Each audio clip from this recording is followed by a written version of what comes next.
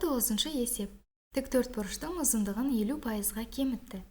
Ауданы өзгермеу үшін оның енін неше пайызға арттыру қажет? Біз бастапқы тіктөртбұрыштың суретін салып алайық.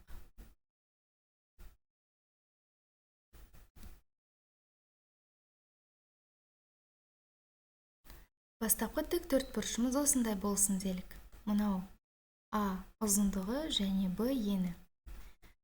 Бұл тіктөртбұрыштың ауданы А көбейту Б-ға тең. Енді бізге ұзындығын 50%-ға кемітті дейді. Демек, барлығы 100% болса, 50%-ға кемітсе, демек, ұзындығы жарты ғана болып қалды. Осындай ғана болып қалды деген сөз, яғни А-ның жартысы ол 2-ден 1 А-ға тең. Және егер ені Б болып қалған болса, онда екінші өзгерген тіктөртбұрыштың ауданы бізде 2-ден 1 көбейтілген А көбейтілген Б болатын еді. Енді бізге осы А Б-ға тең болу үшін енін қанша пайызға арттыру қажет, немесе ені қанша есе өсуі керек дейді. Енді қарайық. 2-ден 1 көбейтілген А көбейтілген Б тең А Б-ға болу үшін біз теңдіктің сол жағын 2-ге көбейтуіміз керек.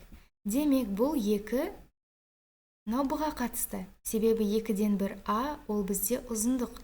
Яғни біздің еніміз 2 есе артуы керек. Яғни ол осындай болған болса, ол осылай ұзаруы керек. Және осы екінші фигураның ауданы, онда мынау ені 2 Б болады.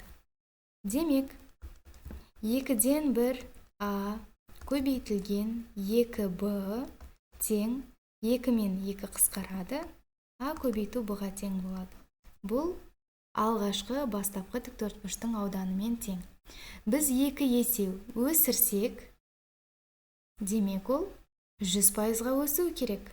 1 Б болды, ол 2 Б-ға дейін өсті. Демек, 100% өсті. Сонда нұсқалардың ішіндегі дұрысы С нұсқасы.